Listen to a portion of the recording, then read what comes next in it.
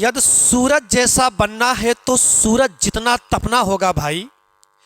यदि सूरज जैसा बनना है तो सूरज जितना तपना होगा। और यदि नदियों सा आदर पाना है बहन तो पर्वत छोड़ निकलना होगा। तो पर्वत छोड़ निकलना होगा। स्वागत है आपका आज लक्ष्य में। दोस्त, अपने कंफर्ट जोन से बाहर निकलोगे जब भी आप, तभी आप अपने लक्ष्य को प्राप्त कर पाओगे। कंफर्ट में रहकर आप अपने वहां से बेटा, जब नदियां बच्चियों के लिए, जब नदियां बेटा समुद्रों से निकलती, जब नदियां पहाड़ों से निकलती ना, तो पहाड़ों को चीर कर बाहर आती हैं। अब माना पर्वत बीच अंधेरा है, यदि नदियों सा आदर पाना है तो पर्वत छोड़ निकलना होगा। अब माना पर्वत बीच अंधेरा है, पर अंधेरा ना अनंत होगा, अंधेरा अनंत नहीं होगा। जैसे आप नदियों पर्वत छोड़ के बाहर आओगे, लोग आपको माता कहते हैं। नदियां जब पहाड़ों को चीर कर मैदानों में आती हैं और भावर तराई और खादर बांगा डेल्टा का निर्माण करती हैं, तो लोग कहते हैं तोरे गोदिया में जुलान मोर जेरा है, मेरी सरजू माई है, मेरी सरजू माई। माई कहते हैं उन्हें। तो नदियों को माई इसलिए कहते हैं, माँ इसलिए कहते हैं क्योंकि वो अपने कंफर्ट जोन से बाहर निकली हैं। पर्वतों को चीर कर बाहर निकली। बहन, अपने कंफर्ट जोन से बाहर निकलो। और भाई, अगर तुझे सूरज जैसा बनना है तो सूरज जितना अपने आप को तपाना होगा। जब तपाओगे, जितना तपाओगे, वो कहते हैं ना कि सोना जितना तपता है उतना प्रखर निखरता है, और हीरे को जितनी धार लगे उतना तेज चमकता है। ठीक है, तो दोस्त स्वागत है आपका। अच्छा, लक्ष्य में जीडी का पेपर कर रहे थे आज। दोस्त, जीडी का एक पेपर हो चुका है 10 तारीख को। जीडी मैंने कहा था कि 10 से 11 सवाल मेरे पढ़ाए हुए सब्जेक्ट के पढ़ेंगे, और वह जितने भी अब तक मैंने रिव्यू देखे हैं उन सब में लगभग 10 से 11 सवाल मेरे पढ़ाए हुए एग्जाम में आए हुए हैं। जो मैंने सेट कराया है आपको मॉडल पेपर जीडी का, उसमें से सवाल आए हुए हैं बेटा। जैसे अनुच्छेद 21 अभी तक जो रिव्यू मिल पा रहा है उसमें जैसे अनुच्छेद 21 पूछा था, एक कोई डैम पूछा था। ठीक है, तो जितने भी रिव्यू अभी तक मिल पा रहे हैं उस हिसाब से लगभग 11 से 12 क्वेश्चन मैंने आपको पढ़ाए थे। चलिए, तो आज का मॉडल पेपर देख लेते हैं। आज का मॉडल पेपर मित्र आपके सामने है। ये रहा सवाल नंबर फर्स्ट, और ये क्वेश्चन है, देखिए ध्यान से देख लीजिए आप क्या सवाल कह रहा है। सवाल ये कह रहा दोस्त, कह रहा औरंगजेब मुगल सम्राट था, का निधन किस सन में हुआ था। औरंगजेब एक मुगल सम्राट था, जो निधन किसके सन में हुआ था। थोड़ा सा मित्र आइए औरंगजेब के बारे में जान लेते हैं। तो औरंगजेब बेटा किसके बेटे थे? तो औरंगजेब बेटा किसके थे? शाहजहां। शाहजहां और किसके? शाहजहां और मुमताज। शाहजहां और मुमताज के बेटे थे। इन दोनों से बेटा 14 पुत्र हुए थे। इतिहास पढ़ाऊंगा तो आपको बताऊंगा। इन दोनों से बेटा 14 पुत्र हुए थे। इन 14 पुत्रों में 7 पुत्र ही जीवित थे, बाकी मर चुके थे। इन 14 पुत्रों, इन 7 पुत्रों में बेटा 3 जो थे, 4 थे पुत्र, 4 पुत्र थे इन संतानों में, और 3 जो है पुत्रियां थी, यानी बेटे थे, पुत्री थी। 4 पुत्रों में बेटा कौन कौन था? तो जो सबसे बड़ा बेटा था उनका नाम दारा शिकोह था। दारा शिकोह था जो सबसे बड़ा बेटा था। दूसरा जो बेटा था बेटा, उनका नाम था शाहसुजा। एक बेटा था शाहसुजा था। और बेटा एक बेटे थे इनके औरंगजेब। एक थे औरंगजेब थे। तो एक बेटा इनका कौन था? औरंगजेब था। एक बेटा बच्चा इनका औरंगजेब था। और जो इनका 14वां बेटा था उसका नाम था मुराद बख्श। इसी बच्चों के परसों पीरा के दौरान, मुराद बख्श के परसों पीरा के दौरान मुमताज का निधन हुआ था मित्र। ये इनका 14वां पुत्र था। 3 पुत्रियां भी थीं। 3 पुत्रियों में कौन थी? एक थी रोशन आरा थी। एक पुत्री थी दोस्त इनका जहान आरा थी। और एक पुत्री थी गोहान आरा। ये 4 पुत्रियां थी, गोहान आरा। आप इनके पीछे नाम के बेगम भी जोड़ सकते हैं, कहीं कहीं इनके नाम के पीछे बेगम भी लिखा हुआ मिलता है। तो ये थे उनके 7 पुत्र जो जीवित थे। भाई साहब, शादी को 19 साल हुए थे। 19 साल में 14 बेटों जन्म दी थी। 14वां बेटा यही मुराद बख्श था। बेटा जो ये शाहजहां भाई साहब थे, ये अपने बड़े बेटे को अपना उत्तराधिकारी बनाना चाहते थे। अपना उत्तराधिकारी दारा शिकोह को बनाना चाहते थे। दारा शिकोह को बेटा, दारा शिकोह को ही कहा जाता है लघु अकबर। दारा शिकोह को लघु अकबर कहा जाता है। बहुत अधिक जानकारियां फिलहाल अभी दारा शिकोह के बारे में नहीं है। लेकिन को शासक नहीं बनाना चाहते थे। शासक शाहजहां जिसे बनाना चाहते थे वो दारा शिकोह थे। लेकिन बेटा होगा क्या, शाहजहां 1658 में इनके मृत्यु की खबर फैल जाएगी कि शाहजहां मर चुके हैं, लेकिन ऐसा है नहीं, बीमार पड़ जाते हैं वो, लेकिन इनके बीमारी का कारण ये फंस जाता है, लोग कहते हैं कि वो मर चुके हैं, लेकिन मर नहीं चुके हैं।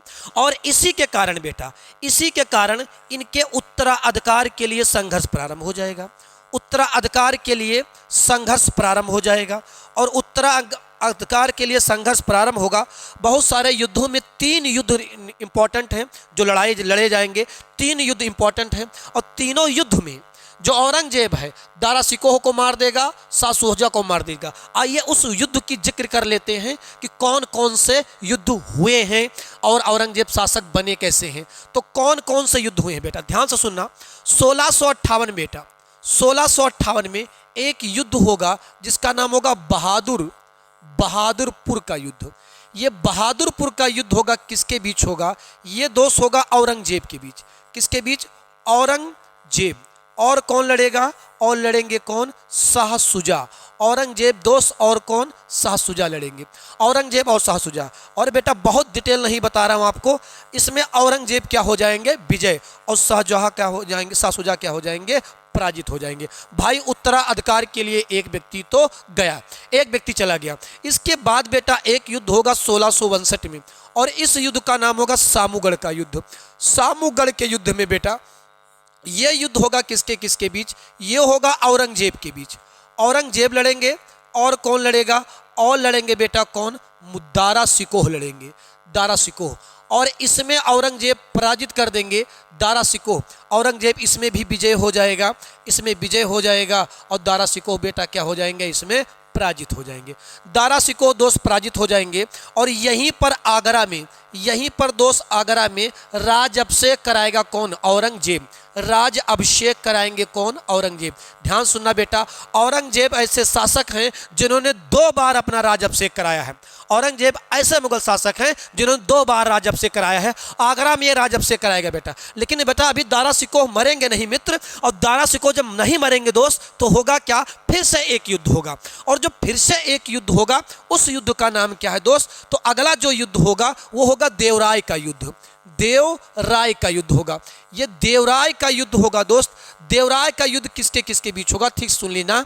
देवराय का युद्ध होगा मित्र किसके बीच, ये होगा औरंगजेब के बीच। औरंगजेब, ये कब होगा, ये भी 1659 में होगा। औरंगजेब और किसके बीच, दारा शिकोह के बीच। और इसी युद्ध में दोस्त दारा शिकोह भाग जाएंगे दिल्ली की ओर और वही मार दिए जाएंगे। दारा शिकोह पता नहीं चलेगा इनका और ये मार दिए जाएंगे। और इसके बाद फिर दिल्ली में राज अभिषेक कराएगा। फिर दिल्ली में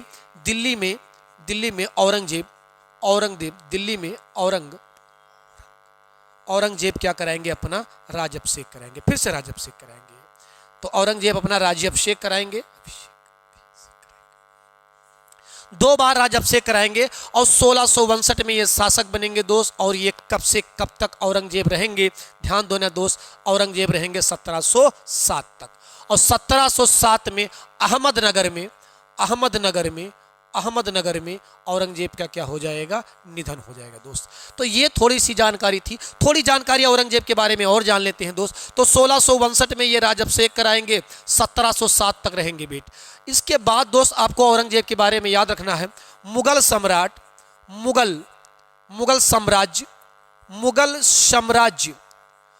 साम्राज्य का जो सबसे अधिक विस्तार हुआ है, मुगल साम्राज्य का सबसे अधिक विस्तार, ये कुछ इंपॉर्टेंट जानकारियां हैं जो अभी आपके लिए पेपर के लिए है। सबसे अधिक विस्तार इसी के काल में हुआ है, विस्तार हुआ सबसे अधिक इन्हीं के शासनकाल में दोस्त विस्तार हुआ। इसके बाद मित्र याद रखना, आप ध्यान सुनना, सबसे अधिक जो औरंगजेब से सबसे अधिक सवाल पूछे जाते, फिलहाल अभी एग्जाम के लिए आपके इतिहास में पढ़ाएंगे तो बहुत डिटेल में जिक्र करेंगे, अभी हम अपने क्वेश्चन पर केवल जिक्र करेंगे। औरंगजेब सबसे अधिक हिंदू मनसबदार किसके पास होंगे, मनसबदार सबसे अधिक हिंदू मनसबदार औरंगजेब की सेना में होंगे। औरंगजेब के समय में ही होंगे। समय में, सबसे अधिक हिंदू वंशधार इन्हीं के समय में होंगे दोस्त। ठीक है, इसके बाद दोस्त आपको याद रखना है 1669 में पुनः जजिया कर। बेटा जजिया कर सबसे पहले किसने लगाया? मोहम्मद बिन कासिम ने। फिर उसके बाद समाप्त किसने किया? अकबर ने। लेकिन पुनः कौन लगा देगा? जगबर। कौन लगा देगा? औरंगजेब। तो पुनः जजिया कर, पुनः जजिया, पुनः जजिया कर, पुनः जजिया कर आरोपित, आरोपित करेगा कौन? पुनः जजिया कर आरोपित करेंगे कौन? औरंगजेब। इसीलिए बेटा औरंगजेब को कहा जाता था जिंदा पीर, जिंदा पीर कहा जाता था। औरंगजेब को जिंदा पीर कहा जाता था। इसके समय में दोस्त मुगल सम्राट, मुगल साम्राज्य, मुगल साम्राज्य इसके शासनकाल में 21 प्रांत में दोस्त विस्तृत था। कितने प्रांत में? 21 प्रांत में दोस्त विस्तृत था। और 21 प्रांतों में 14 प्रांत दोस्त उत्तर भारत में था, 14 प्रांत उत्तर भारत में था, 6 प्रांत दक्षिण भारत में था और 1 प्रांत दोस्त कहां पर था? एक दोस्त कहां पर था? काबुल में था। एक प्रांत काबुल था। ये मुगल साम्राज्य का सबसे अधिक विस्तार था किसके शासन काल में? औरंगजेब के शासन काल में। तो ये कुछ बातें आपको औरंगजेब के शासन काल के बारे में याद रखना है दोस्त। अगर आप कुछ थोड़ा जानना चाहते हैं तो ये आप एक बार फिर से जान ले सकते हैं औरंगजेब के शासनकाल में। इसके बाद दोस्त क्या होगा?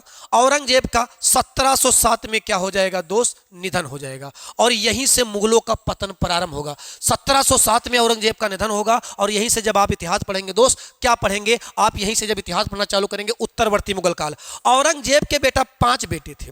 अगर आप औरंगजेब के पुत्रों की बात करेंगे तो एक कौन था? एक था बेटा मुअज्जम, मुअज्जम। एक बेटा इनका कौन था? मुअज्जम। मुअज्जम के अलावा बेटा एक बेटा इनका था आजम, आजम। ये औरंगजेब के पुत्र थे आजम। एक था बेटा कामबख्श, एक थे कामबख्श, एक थे कामबख्श। और एक बेटा इनका था मुहम्मद सुल्तान, मुहम्मद सुल्तान। और एक बेटा था इनका बेटा क्या? मुहम्मद अकबर, मुहम्मद अकबर। इसी को आप अकबर द्वितीय भी कभी कभी कहते हैं। मुहम्मद अकबर था, ये मुहम्मद अकबर था। ये 5 बेटे थे। ये जो दोनों बेटे थे, ये दोनों बेटे थे दोस्त, ये दोनों औरंगजेब के निधन के पहले ही मर चुके थे। तो अब जैसे इन्होंने अपने भाइयों के साथ उत्तराधिकार संघर्ष किया, ऐसे बेटा इनके बीच अब उत्तराधिकार के लिए संघर्ष होगा। औरंगजेब के निधन के बाद मुअज्जम, आजम और आजम के बीच उत्तराधिकार के लिए संघर्ष होगा बेटा। उत्तराधिकार के लिए संघर्ष, उत्तराधिकार के लिए संघर्ष होगा, उत्तराधिकार के लिए संघर्ष होगा। और यह संघर्ष होगा, ध्यान से सुनना बेटा, कब? पहला युद्ध होगा बेटा जजाऊ का युद्ध। और ये जजाऊ का युद्ध किसके किसके बीच होगा? ये होगा बेटा मुअज्जम, ये होगा मुअज्जम। जजाऊ का युद्ध होगा 1707 में। जब औरंगजेब मरेंगे तो होगा बेटा ये किसके बीच? मुअज्जम। ये होगा दोस्त मुअज्जम और किसके बीच? आजम के बीच। और आजम को मार देगा कौन? मुअज्जम। और बेटा लाहौर का एक सादौला का पुल है, सादौला का पुल है। और यहीं पर दोस्त मुअज्जम एक उपाधि धारण करेगा, बहादुर शाह की उपाधि, बहादुर शाह की उपाधि। या फिर उपाधि धारण करेगा शाह आलम प्रथम, शाह आलम प्रथम। कौन बनेगा दोस्त? मुअज्जम बनेगा। कौन? मुअज्जम। तो एक तो चला गया। इसके बाद दोस्त क्या होगा? इसके बाद एक युद्ध और होगा दोस्त, आपको याद रखना है 1709 में होगा। और ये युद्ध होगा बीजापुर का युद्ध होगा।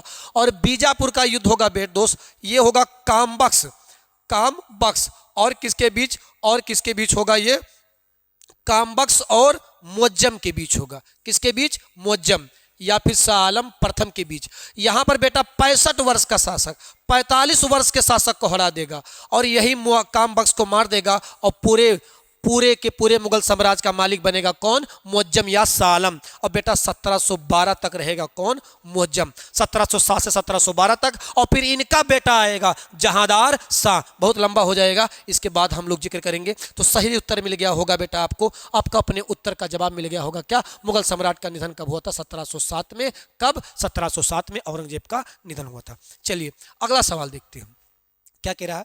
1817 में भारतीय सुधार संघ के संस्थापक कौन थे दोस्त? तो थोड़ा सा अगर आप भारतीय सुधार तो जानिए केशव चंद्र सेन। बेटा केशव चंद्र सेन कौन है? याद रख लीजिएगा 20 अगस्त बेटा 20 अगस्त 1828 को एक सभा बनेगा जिसे आप जानते हैं ब्रह्म सभा। ब्रह्म सभा, इसकी स्थापना कौन करेंगे? आप सब जानते हैं कौन करेंगे? राजा राम मोहन, राजा राम मोहन राय करेंगे। आप सब जानते हैं इसकी स्थापना कौन करेंगे? राजा राम मोहन राय करेंगे मित्र। और राजा राम मोहन राय ये ब्रह्म समाज की स्थापना करेंगे, ब्रह्म सभा की स्थापना करेंगे दोस्त। राजा राम मोहन राय के बारे में पहले भी इसके प्रैक्टिशनर में बता चुका हूं। अगले बात होगा क्या बेटा, ये चले जाएंगे राजा राम मोहन राय जी कब? राजा राम मोहन राय जी चले जाएंगे दोस्त 1833 में। कहां पर? ब्रिस्टल चले जाएंगे। और यहीं पर कहा होगा ये मर जाएंगे, ये हो जाएगा ब्रिस्टल चले जाएंगे। कहां पर? लंदन में। और यही निधन हो जाएगा। अब इसके बाद बेटा देवेंद्रनाथ टैगोर, इसके बाद ब्रह्म समाज को जो व्यक्ति संभालेंगे उनका नाम है देवेंद्रनाथ टैगोर। और देवेंद्रनाथ टैगोर के बाद एक व्यक्ति आ जाएंगे जिस ध्यान से, यही देवेंद्रनाथ टैगोर है दोस्त, याद कर लेना, इंपॉर्टेंट डाटा है मित्र मेरे। तत्वबोधनी सभा की स्थापना करेंगे 1839 में। कौन? देवेंद्रनाथ टैगोर। और केशव चंद्र सेन दोस्त, इसके बाद आ जाएंगे कौन? केशव चंद्र सेन। और केशव चंद्र सेन के समय में दोस्त ब्रह्म समाज का, ब्रह्म सभा का सबसे अधिक विस्तार होगा किसके शासनकाल में? किसके शासनकाल में ब्रह्म सभा का दोस्त? किसके शासनकाल में? केशव चंद्र सेन के शासनकाल में। लेकिन इन दोनों के बीच विवाद हो जाएगा, इतिहास पढ़ाते वक्त जिक्र करूंगा। और बेटा एक नया ब्रह्म समाज निकल कर आएगा केशव चंद्र सेन का, आद ब्रह्म समाज, आद ब्रह्म सभा की स्थापना करेंगे केशव चंद्र सेन। यही केशव चंद्र सेन दोस्त, कौन दोस्त? केशव चंद्र सेन। आगे फिर आपको बताऊंगा केशव चंद्र सेन अपनी बिटिया का बाल विवाह कर देंगे और फिर ब्रह्म समाज बटेगा, तो आपको बताऊंगा उसके बारे में दोस्त। तो ये हो गया। दयानंद सरस्वती आप सब जानते हैं, ये किस समाज की स्थापना किया? इन्होंने आर्य समाज की स्थापना किया। किसकी? आर्य समाज की स्थापना किया है। आर्य समाज की स्थापना किसने किया है? ये किया है दयानंद सरस्वती। इन्हीं को कहा जाता है भारत का मार्टिन लूथर। स्वामी दयानंद सरस्वती को क्या कहा जाता है? भारत का मार्टिन लूथर। तो ये तीनों ऑप्शन हो गया दोस्त, ठीक है। राजा राम मोहन राय के बारे में इसके पहले हम भी बहुत ज्यादा जिक्र कर चुके हैं, इससे पहले वाले हर सेट में लगभग था। आगे ध्यान से सुनते हैं, अगला सवाल देख लेते हैं। अगला सवाल क्या कह रहा है? सवाल देखिए, कह रहा भारतीय संविधान का अनुच्छेद 222 एक न्यायाधीश का उच्च न्यायालय के दूसरे न्यायाधीश में स्थानांतरण किससे संबंधित है? बेटा किससे संबंधित है? तो अगर हम लोग बात करें डीपीएसपी की, तो ये तो लिखा है दोस्त डीपीएसपी। और डीपीएसपी भारतीय संविधान के किस भाग में है? भाग 4 में है। किस अनुच्छेद से? 36 से 51 तक है। ये तो डीपीएसपी है। अगर दोस्त हम केंद्र सरकार की बात करें तो केंद्र सरकार किस भाग में है? तो ये भाग 5 में है। किस अनुच्छेद से? अनुच्छेद 52 से। अगर हम बात करें तो अनुच्छेद 52 से 151 तक ये भाग क्या है? भाग 6, जिसमें क्या है? केंद्र सरकार। अगर दोस्त बात करें किसकी? अगर बात करें भाग 6 की, तो भाग 6 में क्या है? भाग 6 में दोस्त क्या है? राज्य सरकार है। और यही राज्य सरकार दोस्त किस अनुच्छेद से किस अनुच्छेद तक है?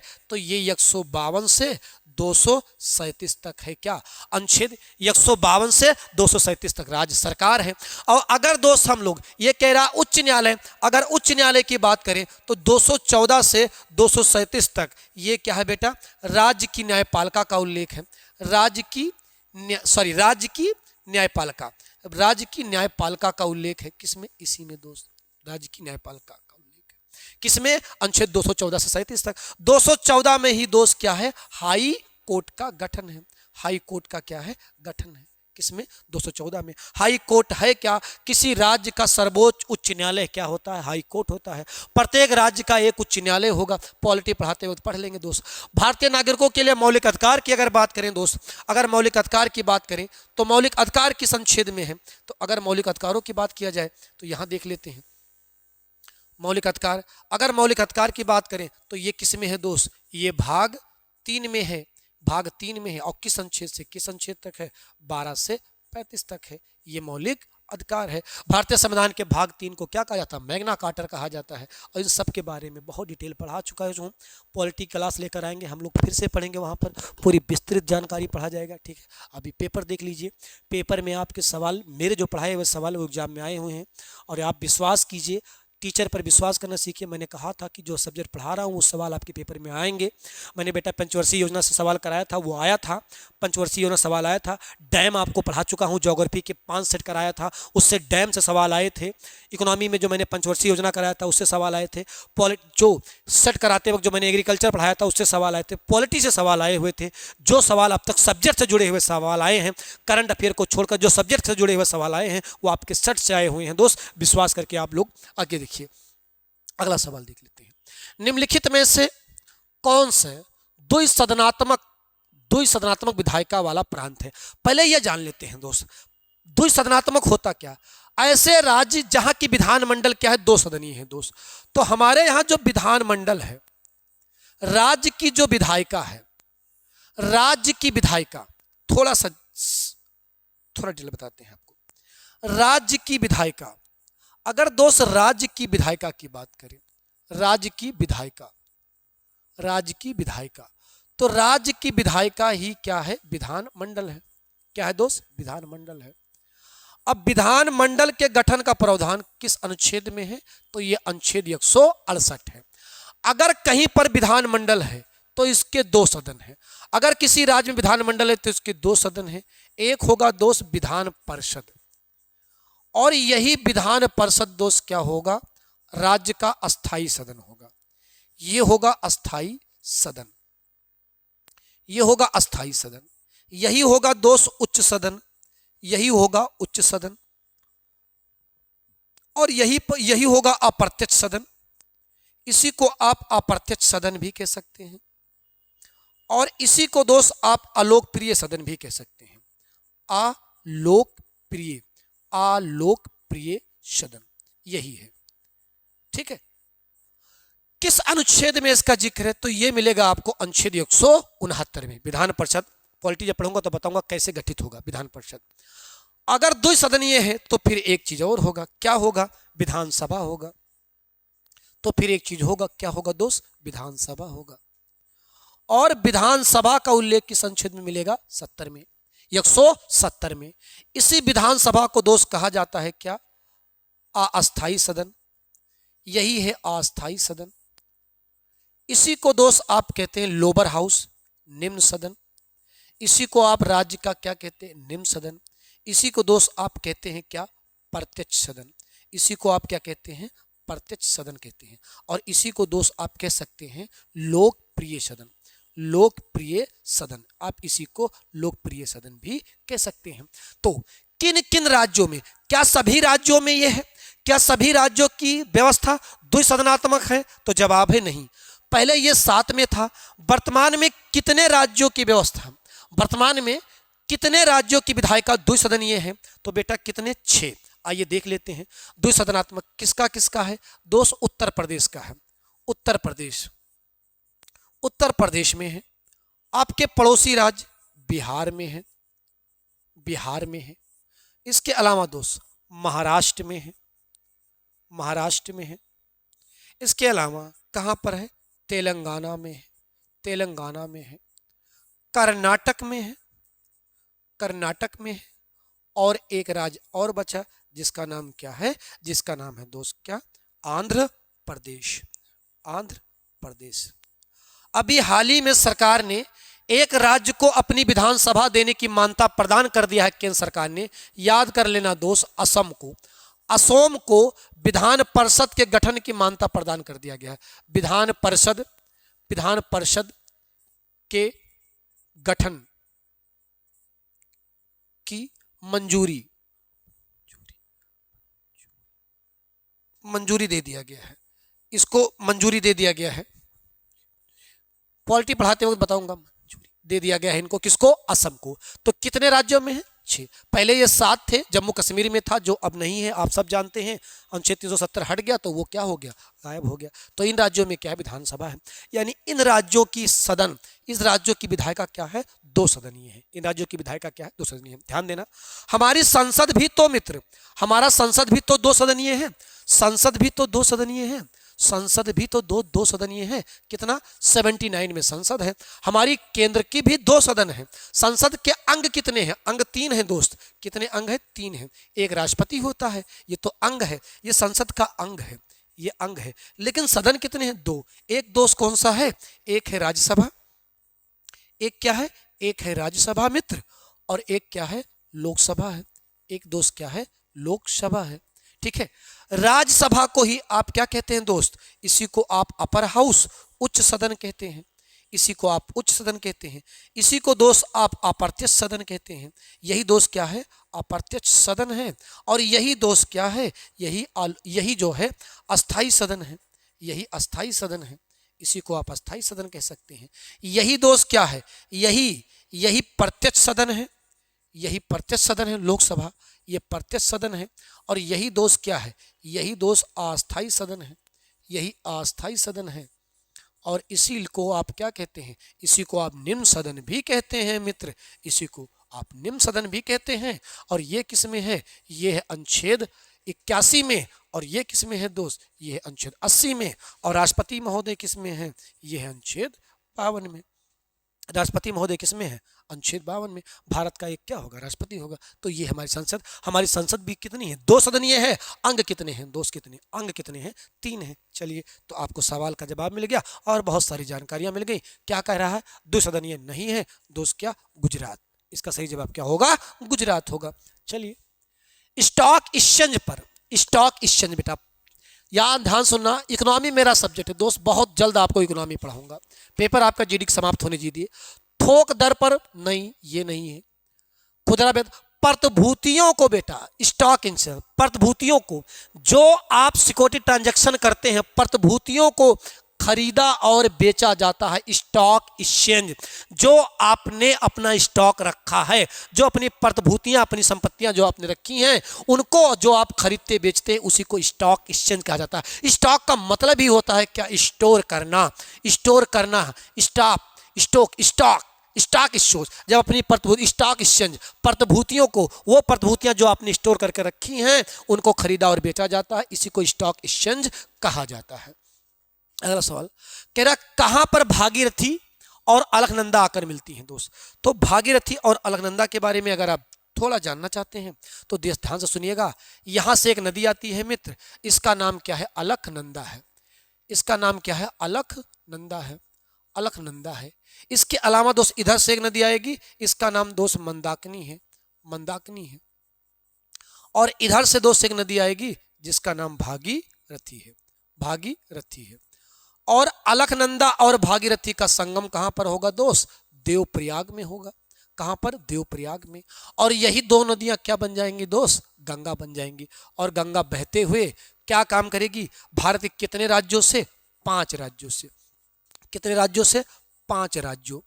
5 राज्यों से बहते हुए बंगाल में फरक्का के नजदीक पहुंचेगी दोस्त। और फरक्का में बट जाएगी, पश्चिम बंगाल में जाएगी, नाम हो जाएगा हुगली। और बांग्लादेश में जाएगी, नाम हो जाएगा दोस्त क्या? पद्मा। इधर से एक नदी आएगी दोस्त जिसका नाम होगा जमुना। और पद्मा जमुना का संगम होगा, क्या बन जाएगी? मेघना। और बनाएगी सुंदरबन डेल्टा दोस्त। 2525 किलोमीटर लंबी गंगा भारत की सबसे बड़ी नदी है। गंगा भारत में कहां प्रवेश करती है? याद कर लेना दोस्त, कहां प्रवेश करती है? बिजनौर में। उत्तर प्रदेश में कहां प्रवेश करती है? उत्तर प्रदेश के बिजनौर में। कहां से बाहर निकलती है? तो आप बताइएगा कहां से? बलिया से। बलिया से क्या निकल जाती है? बाहर निकल जाती है। 1050 किलोमीटर। गंगा का सबसे अधिक बहाव कहां है? उत्तर प्रदेश में। और 40 किलोमीटर सबसे कम बहाव कहां है? झारखंड में दोस्त। कहां पर? झारखंड में। गंगा कितने प्रयाग बनाती है? तो 5 प्रयाग बनाती है दोस्त, याद कर लेना। एक प्रयाग जब अलकनंदा और मंदाकिनी मिली दोस्त, जब अलकनंदा और मंदाकिनी मिली, तो ठीक से सुनिए, सारा प्रयाग फिर से बता देते हैं। जब दोस्त अलकनंदा और मिलेंगी कौन? धौली गंगा। धौली गंगा। जब अलकनंदा और मिलेगा दोस्त धौली गंगा, तो एक प्रयाग बनेगा जिसका नाम होगा क्या? विष्णु प्रयाग। जिसका नाम होगा विष्णु प्रयाग। और दोस्त जब अलकनंदा और पिंडार मिलेंगी, पिंडार, तब क्या बनेगा? तब बनेगा दोस्त अलकनंदा जब मिलेंगी पिंडार, तब ये बनेगा क्या? कर्ण प्रयाग। तब क्या बनेगा दोस्त? कर्ण प्रयाग। और जब अलकनंदा दोस्त और नंदाकिनी मिलेंगी, तब क्या बनेगा? नंद प्रयाग बनेगा। तब बनेगा क्या? नंद प्रयाग। और इसके बाद दोस्त जब अलकनंदा और मंदाकिनी मिलेंगी, तब क्या बनेगा? मंदाकिनी। तब बनेगा दोस्त क्या, रुद्रप्रयाग, तब बनेगा रुद्रप्रयाग। और जब अलकनंदा और भागीरथी बनेंगी, भागीरथी मिलेंगी, तब क्या बनेगा, तब बनेगा देवप्रयाग। और दोस्त जब मिलेंगी यमुना और कौन, गंगा, तब क्या बनेगा, प्रयागराज, तब क्या बनेगा, प्रयागराज, संगम नामक स्थान पर। चलिए, गंगा की भारत में अंतिम सहायक नदी दोस्त कौन है, याद कर लेना। गंगा की अंतिम पहली सहायक नदी, अगर प्रथम सहायक की बात करें, प्रथम सहायक नदी गंगा की कौन है, प्रथम सहायक नदी, प्रथम सहायक नदी कौन है, रामगंगा। गंगा की प्रथम सहायक नदी का नाम रामगंगा है। और अंतिम सहायक नदी का नाम, अंतिम सहायक नदी का नाम क्या है, अंतिम सहायक नदी का नाम क्या है, महानंदा। पश्चिम बंगाल के फरक्का में जाकर मिल जाती है। सबसे लंबी नदी, गंगा की सबसे लंबी या सबसे बड़ी नदी कौन सी है, यमुना है, यमुना, ठीक है। अगर गंगा के दाएं और बाएं की बात करें तो वो हम लोग जब गंगा पढ़ेंगे तो जान लेंगे, अभी फिलहाल क्लास लंबा हो रहा है तो जान लेते हैं कहाँ मिलती हैं, कहाँ पर, देवप्रयाग में। बेटा देवप्रयाग में। गंगोत्री क्या है दोस्त, गंगोत्री कहाँ है, गौमुख में है। गंगोत्री दोस्त क्या है, गौमुख में। कहाँ पर, गौमुख। गंगोत्री ग्लेशियर है और यहीं से एक नदी निकलती है जिसका नाम क्या है, भागीरथी है। यहीं से एक नदी निकलती है जिसका नाम क्या है, भागीरथी है, गंगोत्री से। रुद्रप्रयाग आप जान ही रहे हैं दोस्त, कौन सा, मंदाकिनी, मंदाकिनी मिल जाएंगी। और कौन सी नदी मिल जाएगी दोस्त, अलकनंदा मिल जाएगी। मंदाकिनी और अलकनंदा मिलेंगे, क्या बन जाएगा, रुद्रप्रयाग बन जाएगा। देवप्रयाग जान गए, कर्णप्रयाग भी आप जानेंगे दोस्त, पिंडार मिल जाएगी अलकनंदा से, तो क्या बन जाएगा, कर्णप्रयाग बन जाएगा। चलिए अगला सवाल देखते हैं। कह रहा कर्नाटक स्थित जोग जलप्रपात किस नदी पर है दोस्त। जोग जलप्रपात बहुत ही फेमस सवाल है, इसी का नाम क्या है, गरसोप्पा, गरसोप्पा, गरसोप्पा जलप्रपात है। इसी का नाम क्या है, इसी का नाम महात्मा गांधी, महात्मा गांधी जलप्रपात है। और यही दोस्त क्या है, यही भारत, यही भारत का सबसे सबसे ऊंचा जलप्रपात है। यही भारत का सबसे ऊंचा जलप्रपात है। आसान सा सवाल है, सबसे ऊंचा जलप्रपात है, यही भारत का सबसे ऊंचा जलप्रपात है। कौन सा, कौन सा, जोग जलप्रपात। किस नदी पर, सारावती नदी है। अगर बेटा कावेरी की बात करें तो कावेरी दोस्त कहां से निकलती है, थोड़ा सा जान लीजिएगा आप। कावेरी कहां से निकलती है, ये निकलती है बेटा ब्रह्मगिरी पहाड़ी से। कहां से, ब्रह्मगिरी पहाड़ी से। कहां पर, कर्नाटक में। कहां से, कर्नाटक में। मुहाना दोस्त कहां पर है, इसका मुहाना कहां पर है, बंगाल के खाड़ी में। मुहाना कहां पर है, बंगाल की खाड़ी में। मुहाना बंगाल की खाड़ी में है। चलिए ये हो गया। इसी को दोस्त क्या कहा जाता है, कावेरी को, कावेरी को कहा जाता है दक्षिण भारत की गंगा। दक्षिण भारत की गंगा, दक्षिण भारत की गंगा क्या है, कावेरी है। कावेरी इकलौती नदी है दक्षिण भारत में जो सदा नीर रहती है, सदा नीर।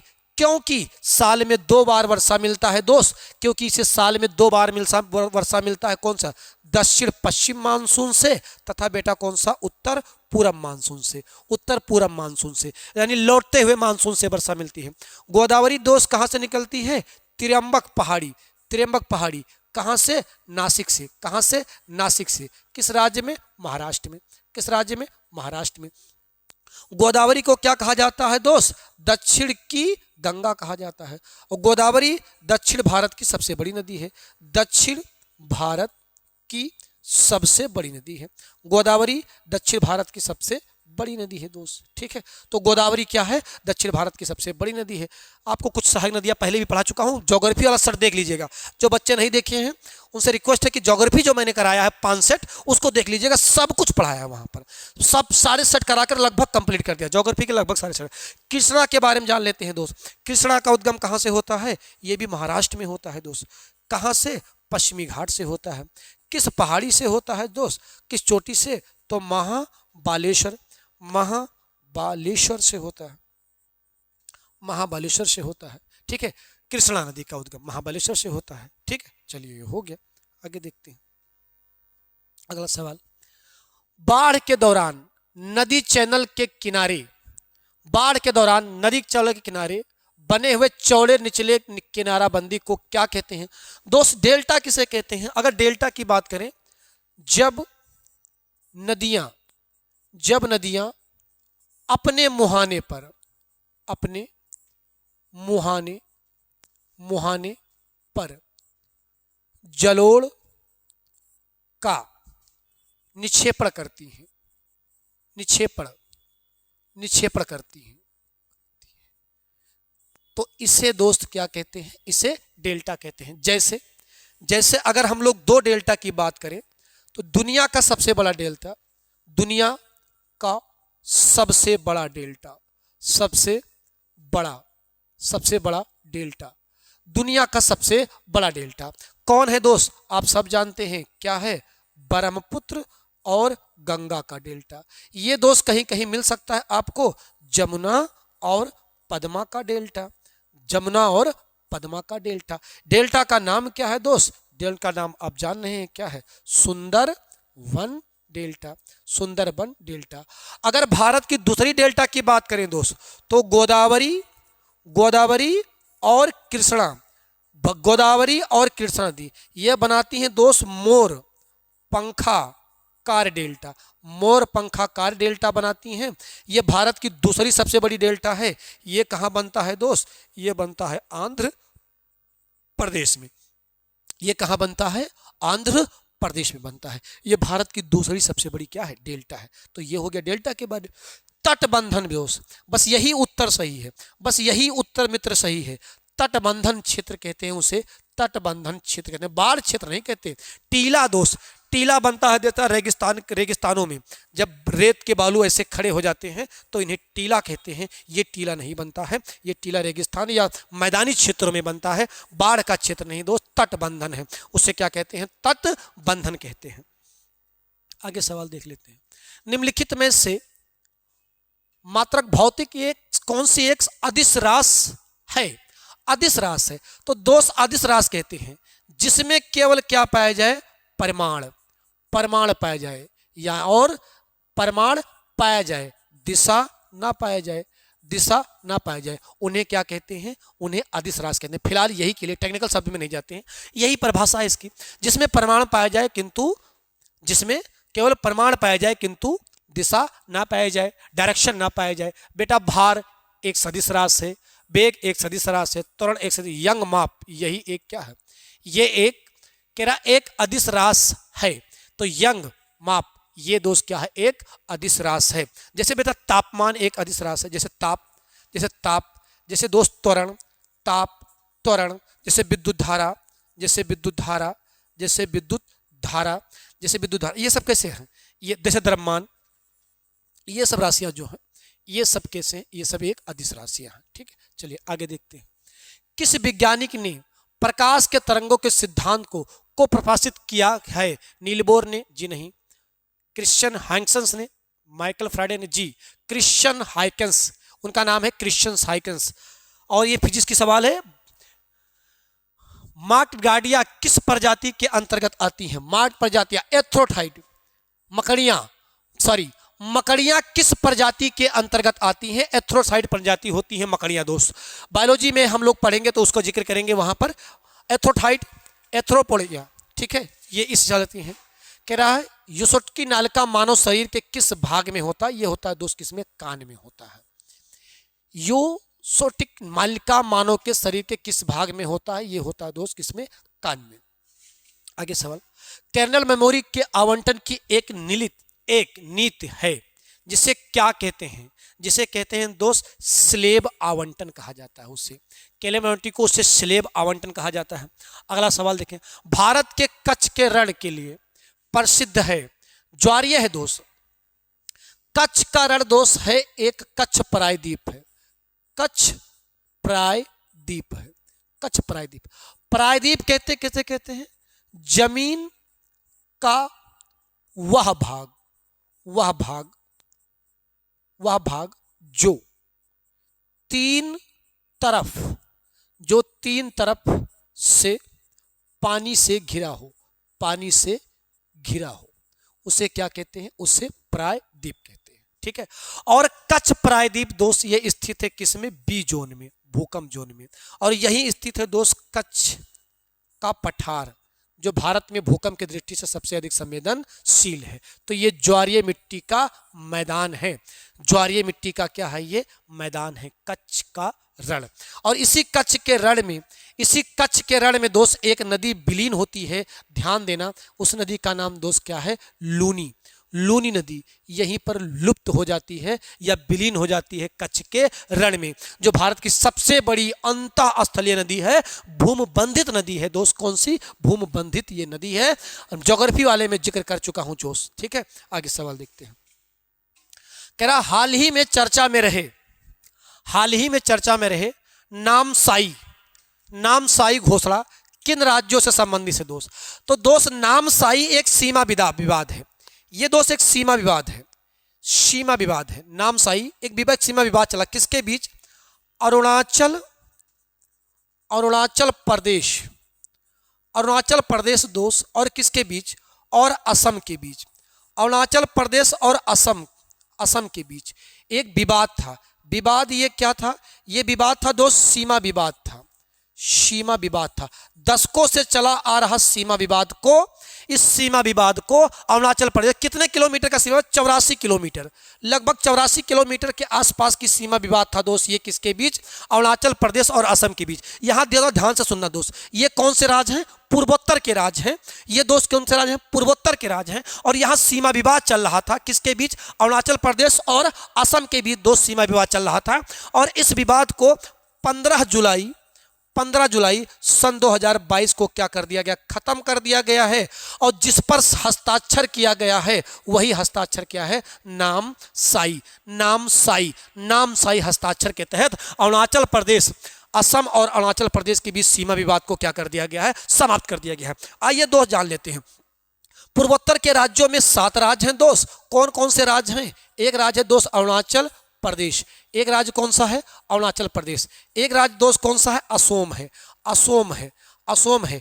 इसके नीचे इधर जाएंगे दोस्तों, आपको मिलेगा नागालैंड। क्या मिलेगा? नागालैंड के नीचे जब आप आ जाएंगे तो आप पहुंच जाएंगे कहां पर? मणिपुर। और मणिपुर के बाद जो है पहुंच जाएंगे तो कहां पहुंच जाएंगे? मिजोरम। और मिजोरम के थोड़ा सा इधर और आगे चले जाएंगे तो क्या मिल जाएगा दोस्त? मिजोरम के बाद आपको क्या मिल जाएगा? त्रिपुरा। और त्रिपुरा के बाद दोस्त क्या मिल जाएगा आपको? मेघालय मिल जाएगा। क्या? मेघालय। यही 7 सिस्टर स्टेट हैं। यही सारे मिलाकर यही कहलाते हैं 7 सिस्टर। यही कहलाते हैं दोस्त क्या? 7 सिस्टर स्टेट। ये है 7 सिस्टर स्टेट है। कौन? यही 7 सिस्टर स्टेट है। ध्यान देना, असम सभी राज्यों की सीमा को टच करता है। सभी राज्यों के सीमा को टच करता है। पूर्वोत्तर राज्य में कौन? असम एक ऐसा राज्य है जो पूर्वोत्तर राज्यों की सभी सीमाओं को क्या करता है दोस्त? टच करता है। तो ये पूर्वोत्तर राज्य है। ध्यान सुनना, इनको कौन जोड़ा है? इनको बेटा भारत से कौन जोड़ा है? तो याद रखना, सिलीगुड़ी गलियारा। क्या है? सिलीगुड़ी गलियारा से ये क्या हुए हैं? जुड़े हुए हैं। सिलीगुड़ी गलियारा, बीच में एक सिलीगुड़ी गलियारा है जो पश्चिम बंगाल के पास है। और मैं आपको सिक्किम जब पढ़ाऊंगा तो वहां बताऊंगा, ठीक है। चलिए आगे सवाल देखते हैं। तो ये नामसाई क्या था? आप समझ गए होंगे नामसाई क्या था दोस्त? असम और अरुणाचल प्रदेश के बीच क्या था? ये सीमा विवाद था। क्या था? ये सीमा विवाद था, जिसे अब क्या कर दिया गया है? खत्म कर दिया गया। आगे सवाल, हाल ही में किस अभिनेता को संयुक्त अरब अमीरात द्वारा प्रतिष्ठित गोल्डन वीजा दिया गया है? ये दोस्त एक सोशल मीडिया पर करके कमेंट बताया गया था। और ये हैं दक्षिण भारत के बहुत ही फेमस एक्टर कमल हसन। इनके एक्शन आप सब जानते हैं। इनका एक पिक्चर का गाना बहुत फेमस है, ऐ प्यार तेरी पहली उम्र को सलाम। सुना होगा, बाली उम्र को सलाम, ऐ प्यार तेरी पहली उम्र को सलाम। ये कमल हसन, वही वाले जी कमल हसन, इनको मिला हुआ। भारत के विदेश मंत्री एस जयशंकर, भाई साहब बहुत ज्ञानी इंसान हैं और मेरे रोल मॉडल या आइडियल हैं, आप कह सकते हैं। बहुत अच्छे व्यक्ति हैं और ज्ञान अथाह इनके पास। मेरे हिसाब से अब तक के विदेश मंत्रियों में सबसे बेहतर काम कर रहे हैं, काफ़ी अच्छा काम कर रहे हैं, वाकई में अच्छा काम कर रहे हैं। तो एस जयशंकर ने 17 अगस्त 2022 को कहां पर भारतीय दूतावास, तो दोस्त भारतीय दूतावास परिसर का उद्घाटन किया हुआ है। तो अगर आप कभी भारत का मैप देखिएगा तो जब हम लोग पढ़ेंगे विश्व भूगोल, वहां जाकर करेंगे बस। थाईलैंड की राजधानी क्या है? बैंकॉक है। थाईलैंड की राजधानी क्या है? बैंकॉक है। आसियान देशों में ये शामिल है दोस्त। आसियान देश ज्योग्राफी वाले में मैं करा चुका हूं, फिर से कह रहा हूं ज्योग्राफी वाले सेट देख लेना। आसियान देश वहां बता चुका हूं आपको। सार्क, आसियान, बिम्स्टेक, ये सब बता चुका हूं आपको, ठीक है। तो ये दोस्त क्या है? ये है बैंकॉक। थाईलैंड की राजधानी बैंकॉक है और थाईलैंड की राजधानी बैंकॉक में ही एस जयशंकर जी ने भारतीय दूतावास परिषद की क्या किया? स्थापना किया है। कब किया है उसका उद्घाटन? अगस्त सन 2022 में किया है। कब किया है दोस्त? अगस्त सन 2022 में किया हुआ है। आगे देखिए, 18 जून 2022 को शिक्षा मंत्री धर्मेंद्र प्रधान ने कहां पर राष्ट्रीय योग ओलंपियाड 2022 प्रश्नोत्तर प्रतियोगी का उद्घाटन किया है दोस्त? नई दिल्ली में किया है इन्होंने इसका उद्घाटन। नई दिल्ली में किया है इसका उद्घाटन दोस्त। कहां पर किया गया है? ये हाल ही में कहां किया गया है? ये नई दिल्ली में किया गया है, ठीक है। चलिए अगला सवाल। हाल ही में भारतीय वायुसेना ने किस देश के साथ उदार शक्ति नामक द्विपक्षीय युद्ध अभ्यास किया हुआ है? द्विपक्षीय युद्ध अभ्यास दोस्त मलेशिया के साथ। इंपॉर्टेंट डाटा है, याद कर लेना दोस्त। द्विपक्षीय था, ये द्विपक्षीय सेना अभ्यास था, द्विपक्षीय। और याद करना कौन सी सेना ने किया है? वायुसेना ने किया है। किस देश के साथ किया है दोस्त? मलेशिया के साथ किया है। मैं आपसे कमेंट में सवाल जानना चाहता हूं, सवाल के उत्तर जानना चाहता हूं। क्या आपको वियतनाम, फिलीपींस और मॉरिशस की राजधानी बताना है दोस्त? अगर आप वीडियो देख रहे हैं, तीनों की राजधानी कमेंट कीजिएगा जरूर। तीनों की राजधानी आपको कमेंट करना है, ठीक है। नेक्स्ट वीडियो में मैं आपको बताऊंगा कि किन किन बच्चों ने ये उत्तर सही बताया हुआ है, ठीक है। प्रथम लता दीननाथ मंगेशकर अवार्ड किसे प्रदान किया गया? भाइयों पहली बार ही प्रदान किया गया है और भाइयों एवं बहनों और मेरे मित्रों को मिला हुआ है। और ये मित्रों जी कौन भैया? अजूबा इंसान प्रधानमंत्री नरेंद्र मोदी। कैम छो मोदी जी, भाले छो। आदमी कमाल के भाई, क्या इमोशन इंटेलिजेंस का गजब का गुण। इमोशन इंटेलिजेंस के मामले में मोदी जी ने सबको फेल कर दिया। कमाल का व्यक्तित्व है भाई साहब। इमोशनल इंटेलिजेंस के साथ क्या खेलते हैं, गजब का व्यक्ति है, ठीक है। इनके अंदर का जो गुण है सबसे बड़ा, अगर आप कभी जाने हमसे पूछें कि क्या है उनकी सबसे बेहतर संपत्ति, तो उनकी सबसे बेहतर संपत्ति है इमोशन इंटेलिजेंस। इतना बेहतर है, जब वो बोलते हैं सारी दीवारें तोड़ देते हैं। उसका कारण केवल एक ही है, क्या? इमोशन इंटेलिजेंस बहुत अच्छा है उनका, ठीक है। तो ये थे मोदी जी। तो दोस्त ये था आज आपका सवाल, 20 क्वेश्चन कर दिया दोस्त। सेट कैसा लगा बताइए जरूर दोस्त। कोई कमी हो, कोई सुझाव हो, कोई डिमांड हो। जीडी का पेपर चल ही रहा है दोस्त। बस ये मैंने 20 पे 20 सेट कहा था, वो मैं 20 सेट आपको करा रहा हूँ। 16 सेट करा दिए हैं दोस्त, 4 सेट और कराऊंगा। उसके बाद मैं आपको इंडियन ज्योग्राफी के साथ पढ़ाता हुआ मिलूंगा। आपको रोज एक क्लास इंडियन ज्योग्राफी का मिलेगा मित्र। हाँ, अगर आप कोई और सब्जेक्ट चाहते हैं तो जितना कमेंट कर पाएंगे आप, जिनका कमेंट ज़्यादा आएगा जिस सब्जेक्ट का, वही सब्जेक्ट मैं आपके सामने लेकर खड़ा हो जाऊंगा दोस्त। और वादा है यूट्यूब की दुनिया में कुछ नया देकर जाऊंगा।